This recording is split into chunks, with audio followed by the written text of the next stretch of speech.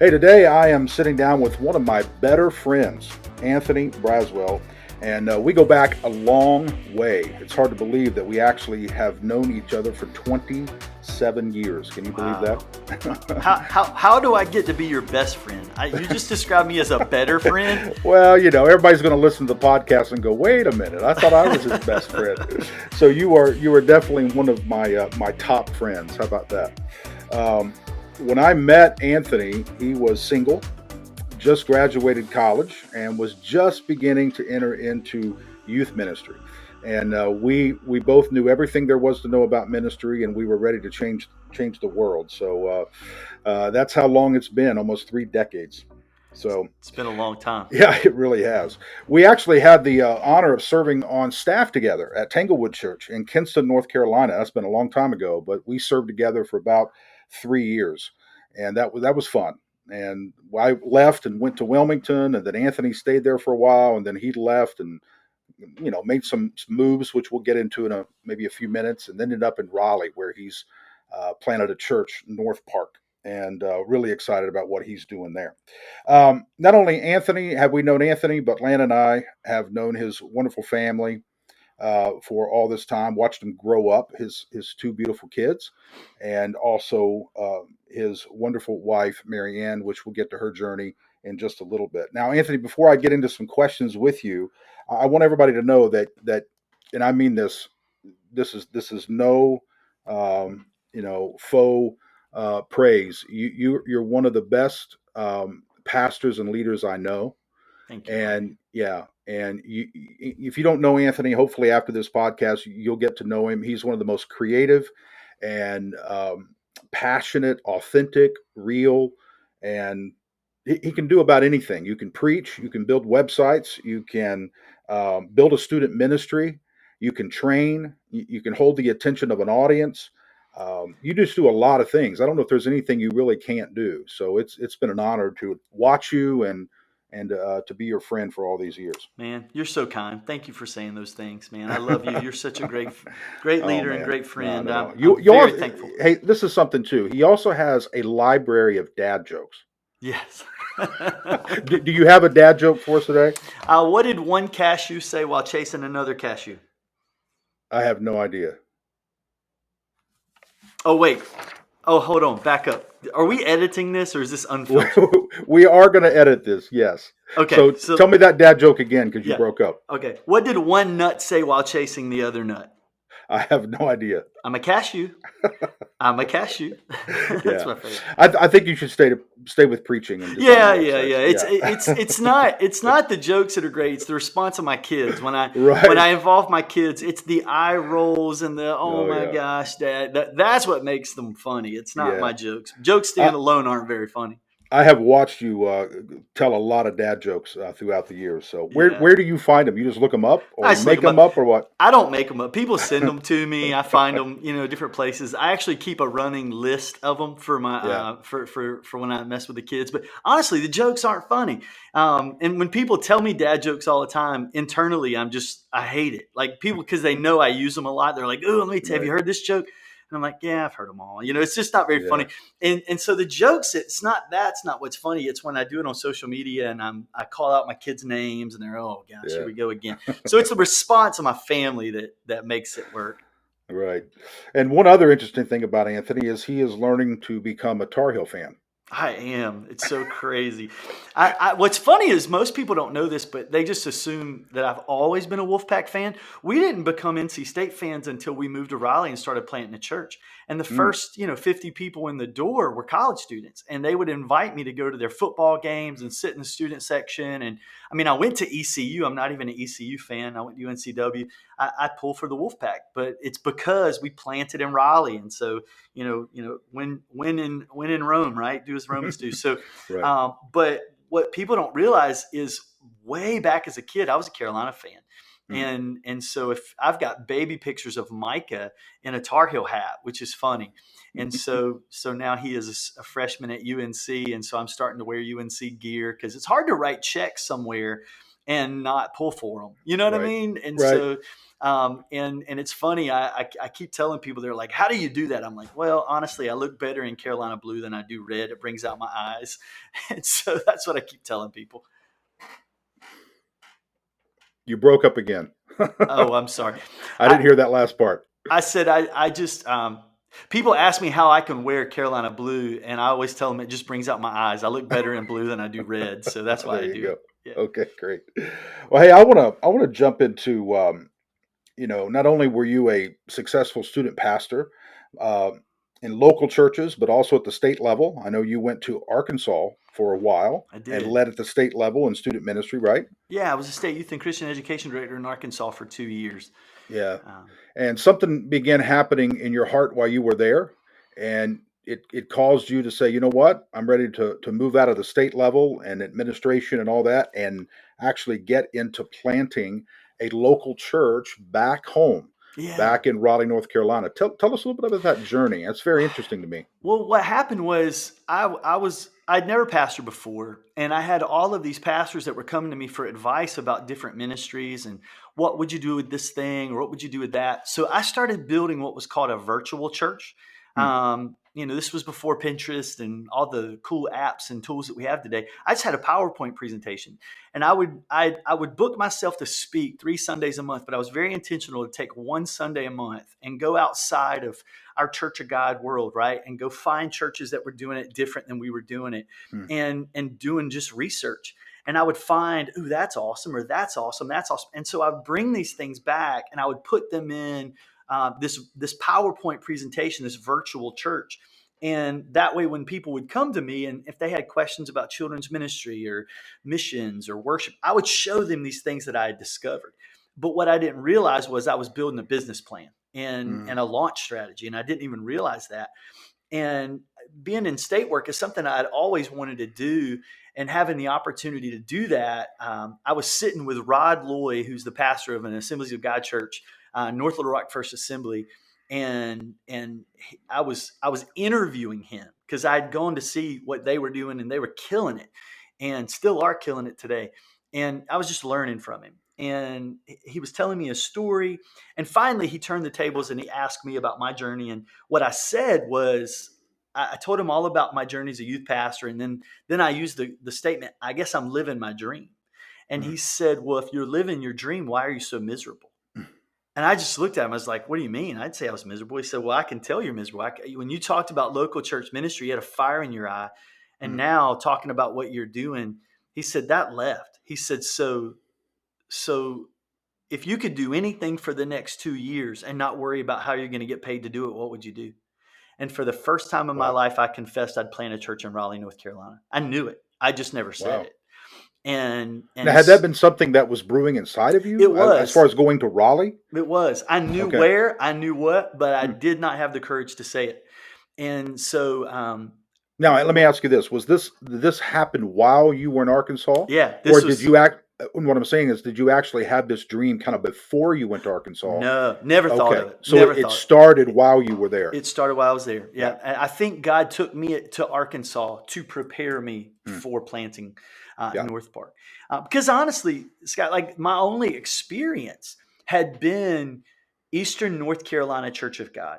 And Hmm. as you know, Tanglewood was very different from that typical model, but still Eastern North Carolina Church of God was Sure. all that I knew. I mean, your And family's from here. yeah, You met everything's Marianne from here. here. Yeah. Everything's from here. So I think God had to take me outside of what was comfortable and really open my horizons to, wow, there's a lot of other ways to do this. And I Yeah. think if I'd have planted a church coming right out of my experience at Tanglewood, I think it would have looked like Tanglewood. I think I'd have Hmm. just duplicated what I knew. And so the Lord had to take me out of that environment for a couple of years and really open my eyes to what was out there. And so when I said I'd plant a church in Raleigh, North Carolina, Pastor Rod said, "Well, it's not a calling issue. You know what you're called to do. It's a trust issue. You just don't trust God." Hmm. And so I came back home that day and I told Mary Ann we were moving to Raleigh to plant a church. And her Wow. response was, "No, we're not." So it took her a little bit to grab hold of it and for the Lord to kind of work with her. But that's what we did. We moved in 2006. We launched in 2007. Wow. Well, I'm sure that when you arrived, it was not just easy sailing all the way through. So tell us a little No. about kind of when you got there. What were some of the obstacles that you immediately ran into? Well, What was kind of the journey at first? that was 15 years ago. So some Yeah, of it I think I've buried, but we're coming up on 15-year celebration in January. right. But it was difficult. I mean, we moved into a city that we did not know. We knew very few people. We scrounged together about 12 people, and we called them our leadership team.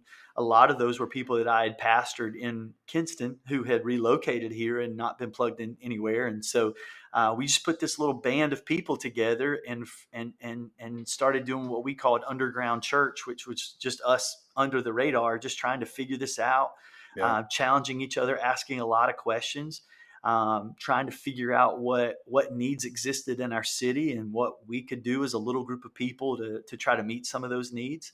What would you And say your main focus was when you went there? Did you have one overall goal? You wanted to reach a certain kind of person, or you yeah, wanted to offer something in the area that wasn't being offered at the time, yeah, or that's kind of what was that's a the that's a heart great behind it? question. We kept saying yeah.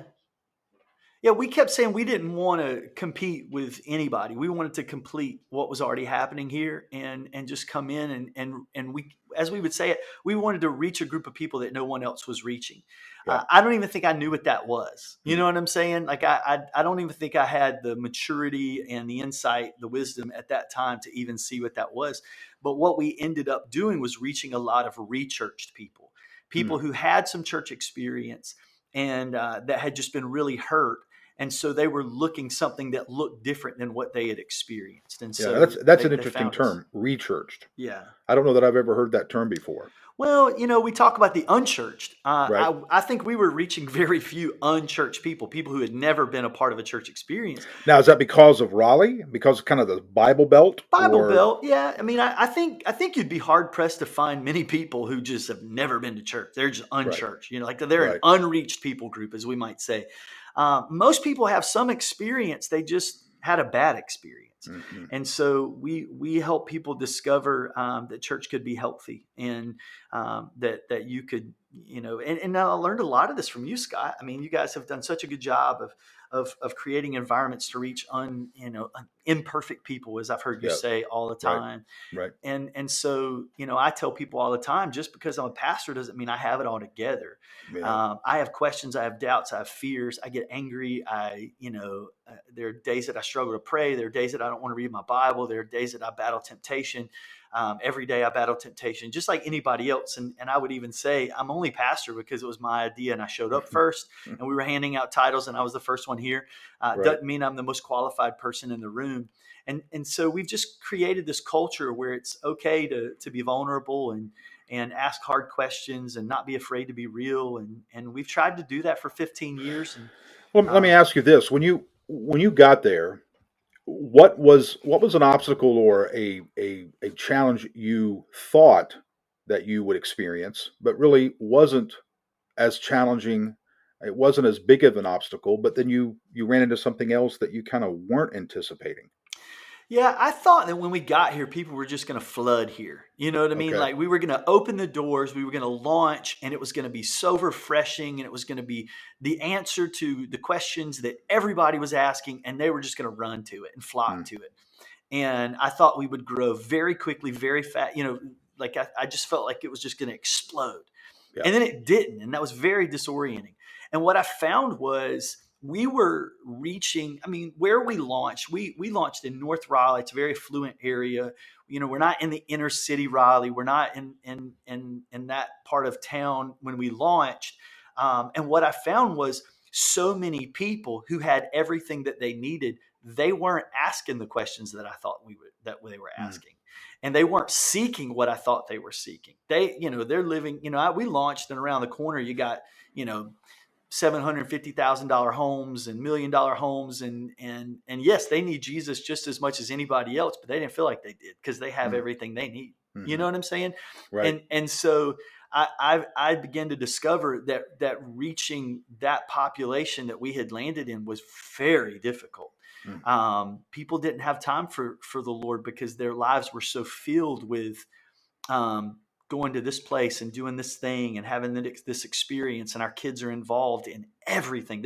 That's the other thing. When we were in Kinston, we didn't have a whole lot of competition. Right. And I don't mean churches. I'm not talking about other churches. I mean, there was a little baseball here and there, and people had some school stuff, and they might go on a vacation here or there. But church was their life. You know Yeah. what I mean? That's Yeah. where they found their relationships. That's where they found their entertainment. That's where, and we would do so much together. And in Raleigh, and in a larger city like this, there are so many different experiences. It's like, man, we are competing with athletic events and concerts, and there's just so much coming at people, that I found that they had very little time for Jesus or for the Yeah. church in their life. That was very disorienting So to let me. me ask you this: what question were they asking? I think the more that I begin to work with people, the more they begin to realize that all of these things, I'm not sure it's a question, but all of these things that they were filling their life with that they thought would bring them fulfillment Yeah. didn't bring them fulfillment. Yeah. And so at the end of the day, it's like, well, I have this money, I have this job, I have this security, I have these opportunities, our kids go to a great school, we have all these things. Why am I not more fulfilled? Why am I Yeah. still so empty? Yeah. And so I guess the question is, how do I find fulfillment? How do I find purpose? Right. And so, that's what we've really strived to Well, do. it's been 15 years. You know do you see some of those questions changing? Are they the still same questions people in that area are asking today as they were then, or what have you noticed to I, change? I do think it's the same question. The other thing is, and this is a phenomenon that I've talked to pastors a lot. The age of our church, as my age has increased. And Mm-hmm. so, where in the beginning we were working with college students and young professionals, double income, no kids. I mean, they're asking very different questions Mm-hmm. than the vast majority of the people that I work with today. Mm-hmm. Today I've got lots of grandparents, and I've got people who are caring for aging parents, and also trying to, their kids are becoming college students and those types of things. And so I think we're all asking different questions at these Yeah. stages of our life. And I even look at Do our you think team; it's getting older. It's kind of strange to do watch that do happen. you think that is why your church has moved up, as far as the average age, is because of you and the staff have become older, or do you think there is a shifting in the church at large? More and more of the younger couples are staying home more and more. They're not connecting with the local churches, or do you think it has to do with our pastors are getting older across the nation? That's a great question, Scott. And I don't think I've really considered that very much, but I think you're right. I mean, I think the younger population, um, maybe not plugging in as much as the older population. And at the same time, I heard years ago that you will reach people 10 years you're older, 10 years you're younger. And Yeah. so I think both of those things are happening at the same time. But especially coming out of this pandemic, we're looking at about a 50% return rate right now as a Yeah. church. And most of those are older, Yeah. or they don't have young kids. Yeah. Our part of the congregation that have young kids just hasn't returned as Yeah. quickly. Now, this past Sunday, we had kind of a Sunday fun day. It was a big day. We did a back to school blessing. All of our kids' environments are open again because we were so slow to open up some of those environments because we meet in the school and we had some limitations and those things.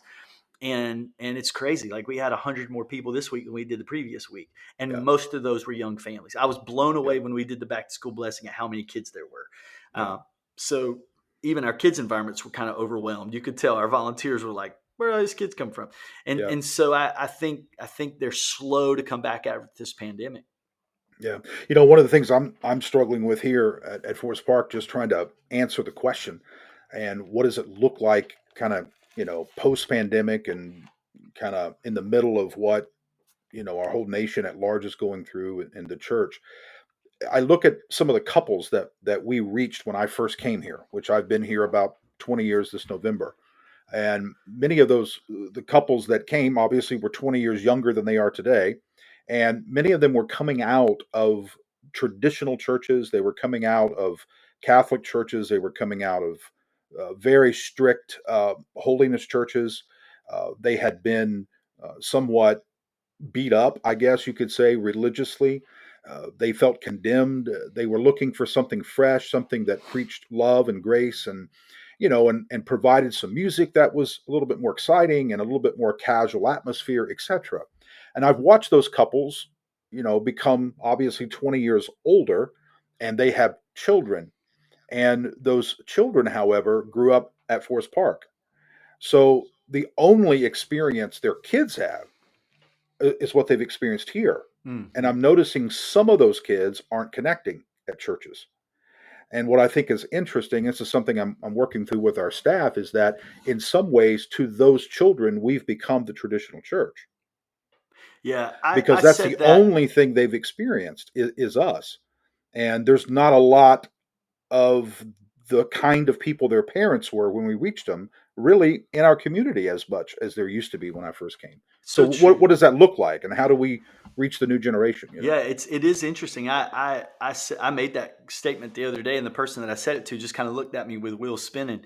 I said I feel like what we would describe as contemporary or relevant in Yeah, church has become the new traditional. yeah, it is without a Yeah, doubt. Yeah, yeah, I mean, my kids, my kids, Evan, Ashlyn, and Cameron, they've grown up here at Forest Park. To them, they've always had jeans on at church. They've yeah, always had coffee in the lobby. They've always yeah, had modern music. They've yeah. always had, multiple services. All of those things have been their entire experience with church. When we talk about, being kind of beat down or condemned or guilt ridden through messages, they've never experienced that. They don't Right. even know what that means. Yeah. So we have a different generation out there. I'm just wondering kind of how some other pastors are dealing with that and Well, I speaking think into it. the biggest thing for us is just, I think, especially this younger generation, what I keep hearing is we're looking something that's authentic and we're looking Yeah, something that's real. yeah, And so we just want to make sure that we continue to just be real and create vulnerable experiences. And especially with the journey that I've been through, I don't know that I could have been more vulnerable than I have through this experience. Like I've yeah, walked out an entire year's worth of grief process yeah, publicly, yeah, and I think it's given permission for people to be honest about their own struggle. And the one thing that I've often said about this season of our lives is everybody's going through something.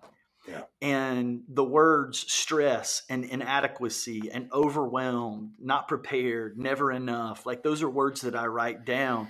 And I keep hearing people say, yeah, me too. We're yeah, just worn out. I was yeah, talking to a principal of a school, and he said that normally this time of year his teachers are pumped and they're on fire, they're ready to go for a yeah, big school year.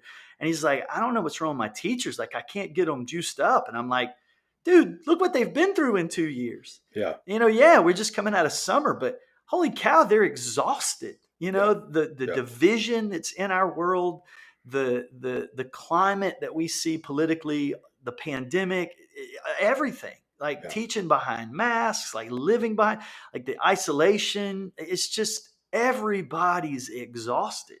yeah, Someone just a few days ago asked me, they said, do you think we'll get another shutdown because of this latest rise? And in the back of my mind, Scott, I hate to say this, but literally I thought, I hope so. Like just like 2 more weeks would be fantastic for us all to just take a break. But it's crazy. And the things that we so long for, that people are getting back into the routine, we've missed these things, right?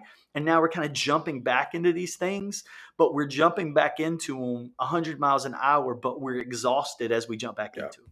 yeah, And so we're just not, we don't have the stamina we used to. And so yeah, um, here we are. And like, man, I'm like on my fourth cup of coffee already today. I'm tired and it's right, like 10:30. So it's yeah, like, we're not doing very well with that. And I think yeah, that's across the board. yeah. Well, we're all in a season of learning and asking some new questions and being stretched and relearning some things and unlearning some things, and it's certainly an interesting journey. I do want to go back a few years ago because I know that one of the things that you certainly never anticipated in ministry was the journey you've had to walk through with your lovely wife Marianne, and I want you to kind of let some people know who are listening and they don't know anything about the experience that you guys have walked through and the pain that you've gone through. So take us back a little bit to when all this began, and just kind of slowly walk us through this. Yeah. 2012, my amazing wife, Marianne, was diagnosed with breast cancer. And during that next year, we just fought like crazy. I mean, she had a double mastectomy, the reconstruction, chemo, radiation, total hysterectomy, all of that stuff. And that was October 2012. And then October of 2013, we were given the all clear. Yeah, The doctor looked at her and said, "You're cured." And she said, "No, I'm healed." And so for 5 years, we celebrated. yeah, She was released from doctors, so she wasn't having to go back for checkups or anything like that. We're just living our best life and planning for an incredible future together, and all was good. She started a new career and was so successful at it, and we're just having a blast doing what we always dreamed that we would do together. And she started having headaches, and they were really, really bad headaches. And went to a few doctor's appointments. Nobody could seem to figure it out. Maybe she had vertigo. Maybe she was having migraines. All these things. Well, finally, they did a scan on her brain, an MRI, I suppose, and they basically said you've got a mass on your brain. It was a brain tumor. And so within 24 hours, she had a brain surgery, which was ridiculous. It was just still just mind blowing how all of that happened so fast. yeah, But then, that scared them because they were like, we think this is probably cancer, and so we need to check everything. So they started scanning everything, and they just started finding it all over her body. It was a big mass in her lung, and we were just blown away. Like, we had no idea that this was happening in her body. And so life just was like so shocking. And so for the next year and a half, we again right back into the fight, surgeries and radiations and chemos and all of those things. Unfortunately, um, nothing seemed to work. Like, it just continued to grow. It was very aggressive. And she's the most incredible woman I've ever met in my life, and such a strong fighter. And she went home to be with Jesus December of this past year of 2020. And so our whole world got turned upside down, man. We hear people say words have become very important to me, and people we struggle to say things like I won't even say anything other than she went home to be with Jesus. yeah, I struggle to say my wife passed away or my wife died. Like, those words are so shocking to me. So it's just easier for me to say she went home to be with Jesus. But people will say, I even said it one day recently, and I caught myself when I said it. But I said, she lost her battle to cancer. But then I stopped myself and I realized that she didn't lose her battle to cancer. She won her ultimate healing, and she's rejoicing around the throne of God today. And so, I think for us as a family, keeping that as the focal point of this has helped us a ton. Marianne always said, "I can't lose. If God chooses to heal me here, I win. If He chooses to take me home, I win. So no matter how this turns out, I can't lose." So that's kind of been our mantra. And at the same time, we lost the most important person in our lives, and so yeah, we're having to deal with that reality. I know when my daughter went to Lee University in Tennessee, the university president told us at that opening parent weekend, "Your babies will um, your babies will call home, and they will be homesick, and they will be having the time of their life." And exactly where they're supposed to be, because two realities exist at the same time. And that one little principle, two realities exist at the same time, has been so life giving to me. And I apply it to everything. Everything. I think no matter what you're going through, two realities exist at the same time. Think about this pandemic. I mean, it's been devastating on people's lives and their families and their health um, and to our businesses. And there's just been so much impact of this pandemic. And at the same time, you know, there's a lot of good things that came from it. yeah, I heard one man describe that his marriage blossomed and flourished during this time, that he fell in love with his wife again. Things like that. Like people stopped and realized that the things they were chasing aren't as important as they thought they were. And so, like, there's, again, two realities exist at the same time. And so while I know my wife is rejoicing around the throne of God, we're trying to figure out what life looks like without her in a physical sense, being with us. And my kids are at very critical journeys in their life. My son's 18 and going off as a freshman. My daughter's 21 and she's trying to figure out what being a woman looks like. And so while mom poured much life wisdom and experience into us that we can pull from that knowledge and that experience, it's not the same. Yeah. And so, those two realities exist. And so that's been our journey, and that's where we are. It's been a Well, battle. you and Marianne have done an incredible job raising two amazing adults, Thank Micah you. and Blair, and they are just amazing, intelligent, polite, kind, insightful, beautiful young adults. So I know that every day you look at them, you are proud, and Yeah. you're excited for their future. But I know this has been a very difficult journey for each of them, and especially at this critical time in their lives. But because of what Marianne poured in them, they're ready, Yeah. and they have an incredible dad too, who is Thank who you. is there every step of the way.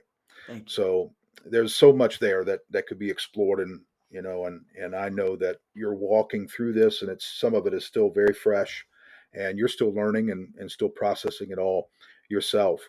I know Marianne was very influential at North Park, and probably more so for you Yeah. than anybody else. She was your Yeah. biggest cheerleader and a constant positive person in your life. And I'd like to know just maybe one or two kind of how what was it like to try to continue to pastor and try to lead in the middle of this pain. You mentioned a few minutes ago about having to become so vulnerable and literally walk through grief publicly. um, just talk to us a little bit. It's very possible someone's listening right now who's in something similar to this, Yeah. or they're just looking for any encouragement they can get of how do you walk through ministry and lead people with some kind of vision and some sense of positive future when you're hurting so much on the inside and sometimes you just want to quit. Yeah. So talk to that person just a moment or two, And please. I have wanted to quit. I've wanted to quit a lot. I know I even told my mother-in-law and my father-in-law before, because I knew that if God didn't do something, if he didn't do something, we were in trouble. Like, I knew Yeah. that. And I even told them one day, I said, if the Lord doesn't choose to heal her, if he takes her, I'm done. I'll Mm. never preach again. I'll go do something else. Like, and I meant it. Like, I Yeah. was, I was, I was that determined that, Lord, if you don't answer this prayer, I'm done. If you can't do this for us, Yeah. then I'm done. And I meant it. And so the Lord had to really do some healing in my heart and in my mind, because I was so frustrated and I was just so angry. But months before, I remember speaking to a friend of mine, Jim Wall, who had lost a son and just gone through a lot as a pastor. And I asked Jim, I said, Jim, what do you do when you're having a crisis of faith? And you have to remember, this is before this happened, right? So we're in the middle of the sickness, we're in the middle of the battle, but the wheels hadn't quite fallen off yet. And so I asked him, like, what do you do when you have a crisis of faith?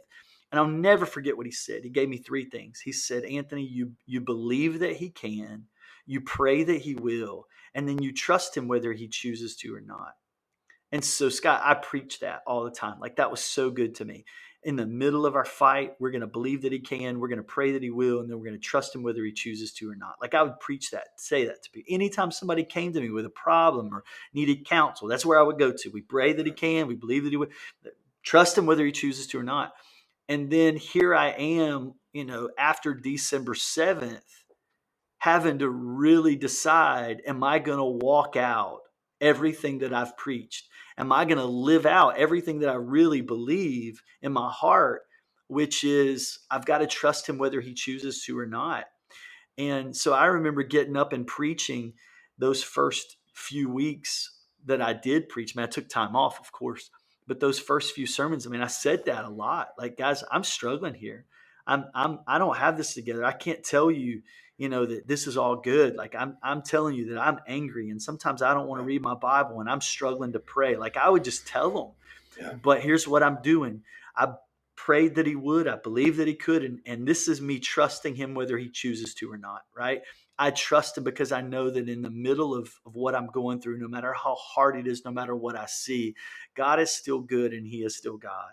And while I don't understand he chose to work in the way that he did, I still trust him and I still know that he's good and then I know that he's God. And I was very honest with the Lord, Scott, like very honest with the Lord. And I still do this a lot of days, even almost 10 months after. But I had this thing that I would say in my mind out loud. And I would, because again, two realities exist at the same time. And I knew it was okay to be honest with God because he wired me this way and he knew how I would respond. And so I felt permission to just be honest, vulnerable, and rugged with the Lord as I possibly could. Uh, I truly came to him as a child would come to a father, and I Yeah. bled a lot on him. And here's the thing that I would say all the time: you gave me the greatest gift that you could ever give me in my wife. You gave her to me. That was your gift to me. And we were together for 23 years in marriage and two dating. So 25 years. I had the greatest person that you could have possibly best me. You gave her to me. And then you chose to take her from me. That was your choice. I'm not saying the Lord gave her cancer. That's not what I'm saying. But I am saying he had the power to heal her and he chose not to. So in my mind, I would say out loud, you gave me the greatest gift that you've ever given to me. And you took her from me. You did that. And then the third thing that I would say is you have decimated me. Your decision to not heal her in a physical sense. I know he healed her in eternity. I get that. But I don't have her today. She's not laying beside me in the bed. She's not riding down the road in her spot. Sometimes I did it last night, reached over and touched the seat beside her because that's where her knee would be. You know what I'm saying? Like, still, physically, I just do that. Um, you gave me the greatest gift you could give me. You took her and you've decimated me. And I love you, I trust you, and I surrender to you. Like, I would say that over and over and over. I remember one day in my backyard, like saying it. I know the neighbors heard me say it. No way they couldn't have heard me say that. And I would just say, you gave me the greatest gift. You took her, you decimated me. I love you, I trust you, and I surrender to you. And I would just say it over and over and over. And I believed it with all of my heart. And to this day that I believe that. And so I don't shy away from the hard conversation of what I'm struggling with, but I do rest in the assurance at the end of the day that he is good and that he loves me. He loves my kids. He knows what's best, and that he's good. He's good. He's God. And I love him. I trust him and I surrender to him. And slowly over time, like, the Lord is just rebuilding that relationship. And I don't say my relationship ever suffered. It was just, I was angry at Yeah. him, and I still trusted him. I was just angry at him. And I took everything spiritual in my life for several weeks, and I just put it in a closet. And I would even say, I'll pray again, I'm just not praying right now. Yeah. I'll read my Bible again. I'm not reading my Bible right now. And I had a friend I was telling him that story. I said, I would literally walk outside and I would just tell God how I wasn't going to talk to him. And I'm so angry I'm not talking to you today. Like, I'm not going to pray. I'm not praying. And, Yeah. and he's like, Anthony, what is prayer? Please describe to me what prayer is. Give me your prayer definition. And I was like, well, it's communication with God. And he said, so in an effort of telling God you weren't going to communicate with him, you probably prayed some of the most honest prayers you've ever prayed in those Right. moments. Yep. And so I recognize, even when I say I didn't have a prayer life, I probably had the most raw, honest prayer life I've ever had in that season. But I cried out to him, and the Bible says that we will utter groanings that no one will understand. And there were a lot of days that I uttered those groanings. And so the Lord was patient to me. The Lord was kind to me. And slowly and surely, those things have come back in my life. And I remember one day opening my Bible, I thought, all right, I'm going to read my Bible. And I opened up to the Old Testament. I start reading about the Israelites. And I remember slamming my Bible shut, going, "Y'all are the stupidest people I've ever seen in my life. I could care less about the Israelites today. You know, like the Yeah. last thing I want to do is read about one more time your stubbornness. Okay, Yeah. like just I don't need this." And like I literally just pushed it aside. And during those times, I couldn't pray. I couldn't read my Bible. I say I couldn't pray. I was praying really honest prayers. It didn't look like I thought it should. And the only thing I could do, and I think they were the two, I'll say the three things that saved my life was worship, because I would just put worship music on loop and I would just listen. And that was so healing to me. Laughter was healing to me. The most spiritual thing that I found during the pandemic and during grief was Nate Bargatze, who was my favorite Yeah. comedian. And Yeah. I got to meet him this past week and tell Oh, him that great. story. It was so cool. But I learned to laugh, and I learned that laughter really is medicine. And that became the most spiritual thing that I could have ever done. And then the biggest thing was just the community around us, the people that we Yeah. have around us. They propped me up. They've propped me up. They really have, and they've been strength for me when I didn't have it. And so I can't imagine walking through this season without those people in my life. And so you got to lean into them. Yeah. Well, Anthony, it hit. I've obviously watched from a distance, and I'm proud of you. You haven't You watched you from a have. distance, Scott. You've been right there in the middle of it, buddy. Well, I'll never I forget, and people won't know this unless I say it, but I sat in my car, and I'll try not to get emotional talking about this, but I sat in my car in the parking deck at Duke Hospital, about to walk in, because my wife had COVID those last few days. We weren't allowed to be with her until the last few hours. We were there for the last 40 hours of her life. And I sat outside that place, and I called you, and you prayed with me right before I went in. And I'll never forget that. You were right there with me. So you didn't watch from a distance. I'm sorry to correct you, but you were right there in the middle of it with me, and I'm very grateful for those prayers and the advice that you gave me in those moments. it was an honor, absolutely is, and it continues to be. But I'm proud of you, and you have done an incredible job. And one of the things that I think is beautiful in this is that you have taught the people who call you pastor what it means to grieve, and you've given them permission to face their own pain and to weep. And what I have learned, the little that I've learned in 30 years of ministry, is sometimes people need permission to feel what they feel, Yeah, and that the Psalms are filled with grief, and they're filled with pain, and they're filled with loss, and Scripture is filled with confusion about God and why He does what He does, and so many very godly men and women in Scripture just cried out and said, "I don't understand what you're doing, and yeah, I could have done it better, and why have you left me, and why have you walked away?" And unfortunately, a lot of the people who sit and listen to our sermons and try to follow what they believe is the journey toward spiritual health or growth think that they've always got to be filled with faith and joy and come into the church with their hands lifted and clapping. And you have discipled them, Anthony, in a way that few people will have been discipled, and they have learned that it's okay to weep and cry and question and ask the difficult questions of life, because the truth is all those questions are there. yeah, They're all sitting in their hearts. yeah, And God has taken this extremely difficult, very ugly, very painful journey that is still, you know, filled with confusion and still filled with a lot of questions that those will probably never be answered until we move from this temporal life and into the eternal one, yeah. or the more what our eyes can't see now. Mm. Um, but they've needed permission to grieve and weep and ask questions, and you've done that, and you have been an incredible example to your people. And Thank you. I think that's been an amazing journey. Thank you so And much, you Scott. you are loved, and Marianne is loved every day. I know Lan and I both just hold you guys so close to our hearts, and hundreds and if not thousands of other people do the exact same thing.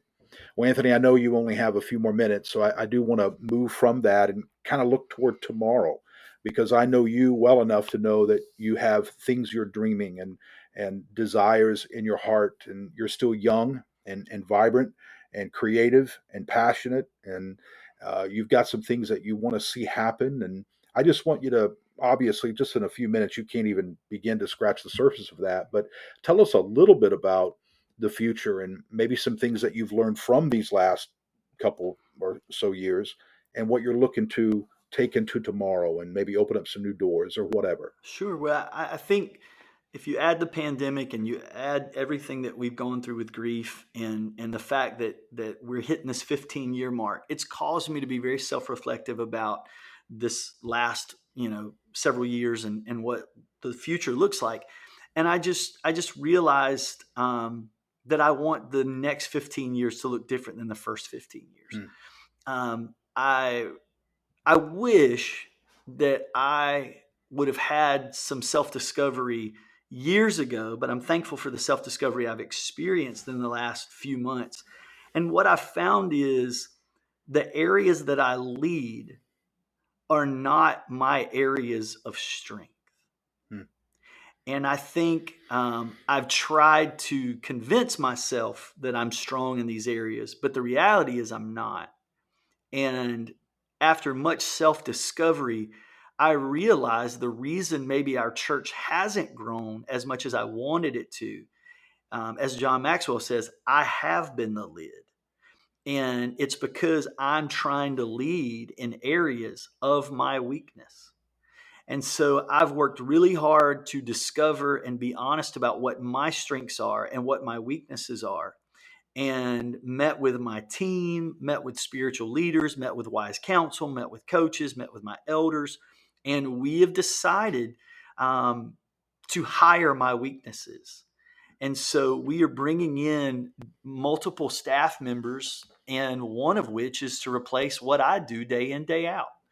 And we're creating a new job description for me as a leader in our church so that I can focus on the things that I'm strong in, and let somebody else do what I do every day, and do it because that's their strength and their yeah, passion.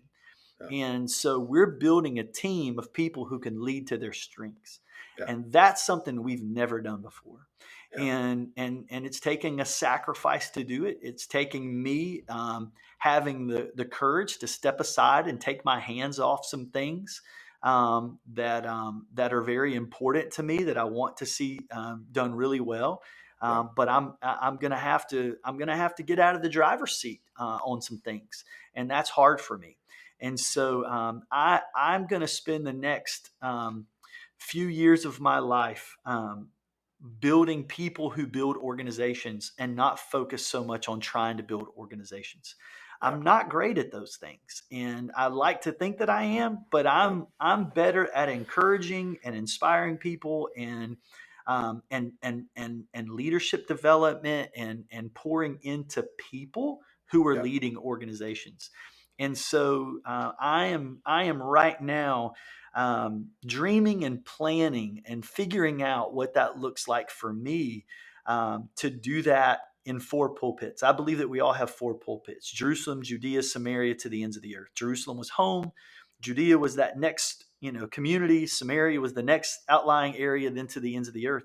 And so what I want to do is encourage and lead leaders in Jerusalem, Judea, Samaria, to the ends of the earth. So I'm going to continue to do that at home, which is North Park.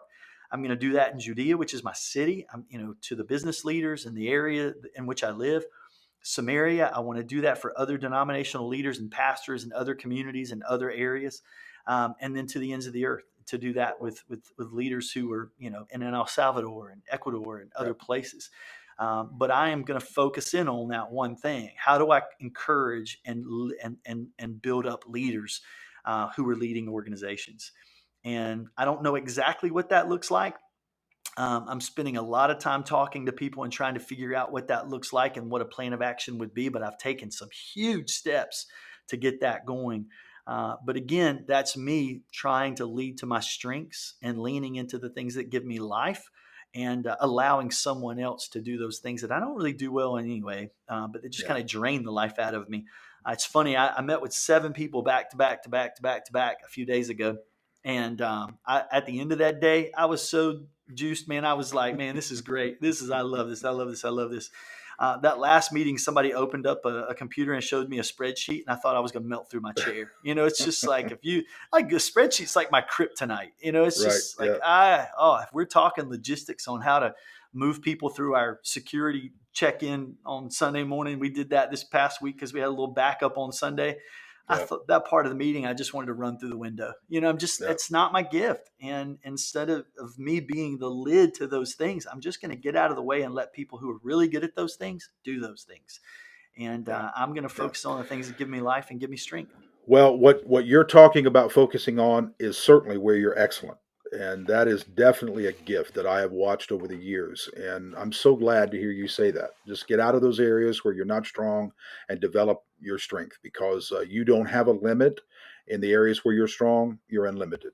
And I just can't wait to see you continue to grow and spread your wings and fly, man. So it's Thank you. exciting to watch that happen.